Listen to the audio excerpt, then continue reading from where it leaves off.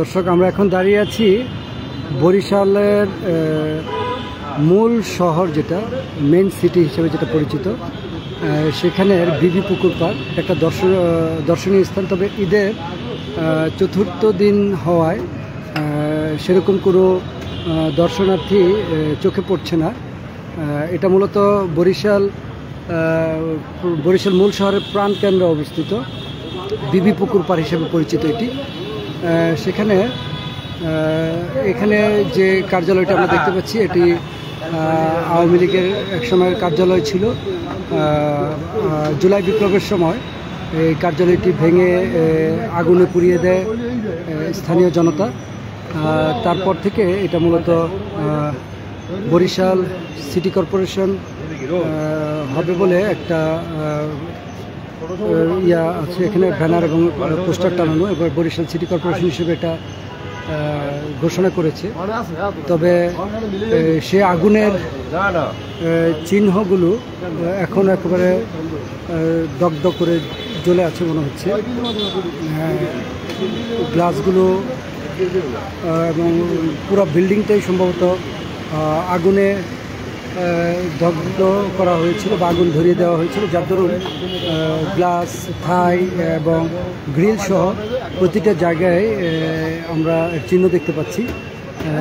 মূলত আমরা এখন বিবি পুকুর পাড় যে এলাকাটা, সেটা হচ্ছে বরিশাল মূল শহরের মূল প্রাণকেন্দ্র বলা চলে এটাকে, যেখানে সাধারণত প্রচুর দর্শনার্থী থাকে সব সময়। কিন্তু আমরা জানি যে আজকে ঈদের চতুর্থ দিন এবং মূলত সরকারি অনেক কার্যক্রম শুরু হয়ে গিয়েছে, বেসরকারি অনেক কার্যক্রম শুরু হয়ে গিয়েছে, যার দরুন আসলে ওই ধরনের দর্শনার্থী আমাদের চোখে পড়ছে না। এবং খাবারের যে দোকানগুলো, সেগুলো এখন মূলত দর্শনার্থীর অভাবে তারা বন্ধ রাখছে। তো আমরা যে জায়গাগুলোটা দর্শনার্থী খুব চাপ থাকার কথা ছিল, সেই জায়গাগুলোতে দেখছি যে আসলে অফিস আদালত খুলে যাওয়ার কারণে এই জায়গাগুলোতে এখন অনেকটা দর্শনার্থী শূন্য দেখা যাচ্ছে।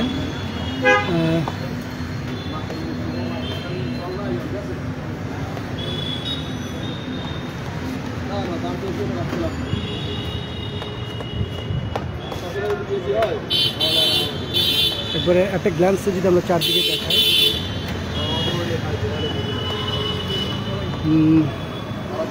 বিল্ডিংটার সম্বন্ধে আমরা বলেছিলাম যে জুলাই আগস্টের গণঅভ্যুত্থানের সময় স্থানীয় জনতা এই বিল্ডিংটিতে আগুন ধরিয়ে দেয় এবং পুরো বিল্ডিংটি ভুতুড়ে পরিবেশ হয়ে আছে।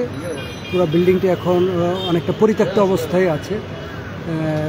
এটা মূলত সিটি কর্পোরেশনের বিল্ডিং হিসেবে ঘোষণা করেছে এবং সেগুলো ব্যানারও আমরা টানানো দেখছি। এটা হচ্ছে বিবি পুকুর পাড়ে একেবারে কর্নার ঘেঁষে যে বিল্ডিংটি, সেই বিল্ডিংটি আমরা দেখাচ্ছি। এই হচ্ছে বিবি পুকুর পাড়, যেটা মূল শহরের প্রাণকেন্দ্রে, একেবারে বরিশালের হার্ট বলা হয় এই জায়গাটাকে। সেই জায়গায় আমরা দাঁড়িয়ে, ঈদের চতুর্থ দিন হয়, ওই দর্শনার্থী ওইভাবে আসলে কোনো চাপ নেই বলতে ওরকম দর্শনার্থী নেই বললেই চলে। আবার আজকে গরমের মাত্রাটাও বেশি, এখানে রৌদ্র পড়েছে অনেক বেশি, হয়তোবা সেই জন্য দর্শনার্থী কম। তবে বিকেলবেলা বা সন্ধ্যাবেলা আমি স্থানীয় দোকানদারদের সাথে কথা বলেছি, তারা বললো বিকেলে বা সন্ধ্যায় এখানে অনেক দর্শনার্থীর চাপ বাড়ে।